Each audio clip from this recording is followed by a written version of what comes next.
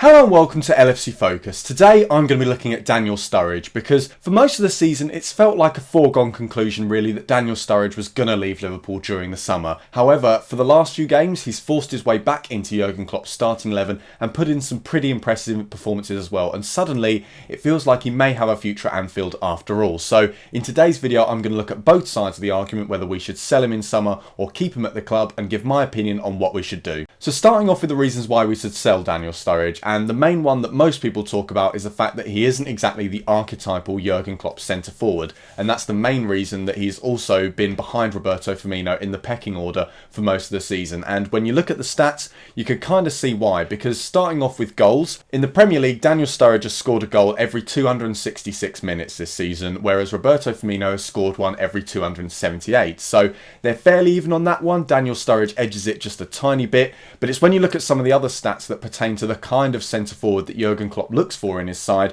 that it becomes obvious why Roberto Firmino has been ahead in the pecking order. Starting off with interceptions, Daniel Sturridge makes an interception every 399 minutes, which is a very long time, whereas Roberto Firmino makes one every 139, and that means that Roberto Firmino makes about 3 times as many interceptions as Daniel Sturridge, so he's playing a lot more of a pressing game than Daniel Sturridge when playing in that striking role. Tackles, Daniel Sturridge hasn't made a single successful tackle in the Premier League this season, so he gets an NA, not applicable for that one, whereas Roberto Firmino has made 41 successful tackles. That's one every 75 minutes in the league this season. So he's harrying opponents a lot more, and he's looking to get the ball a lot more than Daniel Sturridge does in those forward positions. Passing as well, Sturridge makes 23 successful passes every 90 minutes, so every game if he starts and plays the full match, whereas Roberto Firmino is making 36 passes successfully every 90 minutes. So he's also bringing his teammates into the game a lot more. So when you look at that stats, it's fairly obvious why Jurgen Klopp prefers Roberto Firmino, because pretty much across the board, Roberto Firmino is a much better forward for Klopp's gegenpressing system than Daniel Sturridge is. And there are other reasons why Daniel Sturridge has fallen out of favour at Liverpool a little bit as well. For example, he isn't quite the player he once was when you look at things like goal return. Back in the 2013-14 season when he was playing with Luis Suarez, he scored something like 25 goals in that season, and he was incredibly prolific, whereas now, even though he hasn't played as many minutes, that goal return of a goal every 266 minutes is simply not like the Daniel Sturridge of old. He's sort of lost a yard of pace as well, and generally he looks much less influential in matches, whereas he used to be incredibly important for Liverpool playing up front. And there's also the matter of his injury record, which, while it isn't as terrible as it was, say, in the 2014-15 season under Brendan Rodgers, where he was out for pretty much the entire season, he's still had a lot of niggles this season, and you've got to take into account the fact that when he gets injured, he's out for that initial period. He obviously has quite a long recovery time, and then because he isn't playing as much in the squad, it takes him a lot longer to get back to match fitness, and it's testament to that he hasn't really reached full form and fitness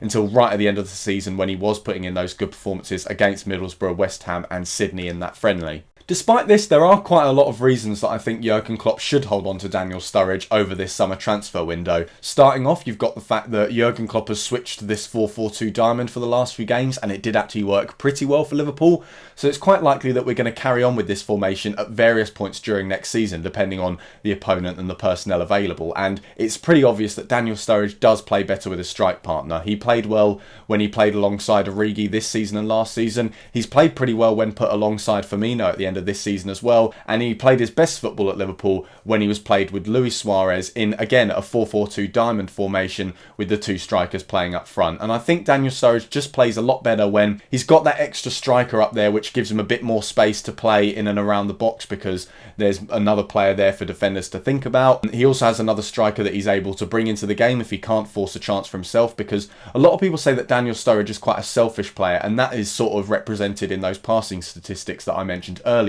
But he often likes to pass to a strike partner rather than other players around him, like, say, wingers or attacking midfielders. So when he does have that partner with him, he plays a lot better, and if Liverpool do persist with that 4-4-2 formation, then there should be a place for him in the squad next season if he wants it. He also did have that fantastic end to the season where he scored 2 goals in 3 games and suddenly felt like he was forcing himself back into Jurgen Klopp's plans. Obviously, you could argue that maybe he's looking for that summer transfer and he's just putting himself in the shop window by stepping up his game a little bit bit right at the end of the season. But you could also argue that he is trying to force himself back into Jurgen Klopp's plans for next season, and he did a pretty good job of it when he was not only scoring goals but generally influencing the match in that centre-forward role alongside either Divock Origi or Roberto Firmino. He's also going to be quite a difficult player if we do want to sell him during the summer, because I don't think many of the top teams want him, given that his injury record has marred him in the last few seasons and has meant that his reputation has gone down quite a lot because he hasn't been playing regularly. And if Liverpool continue with the hardball stance that they played in the transfer window last summer, where they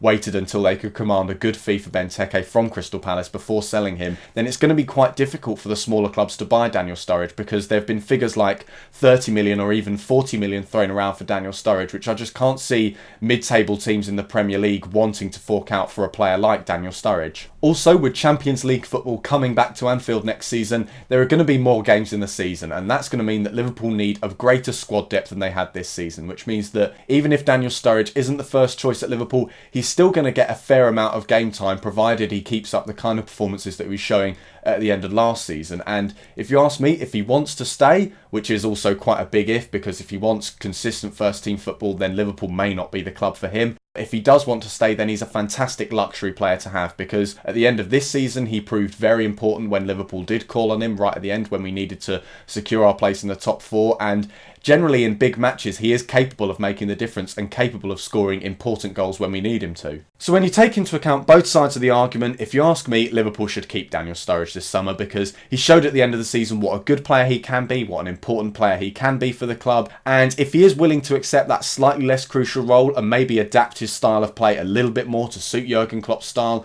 then I see no reason why he wouldn't still have a role at the club going forward into next season. So that's all for today's video. Thank you very much for watching. If you did enjoy the video, why not give it a like? If you're new around here, why not subscribe to the channel as well and check out some of the other content that's been out in the last week or so on the channel. Don't forget to follow at LFC Focus TV on Twitter as well, and I'll see you in a bit. Bye for now.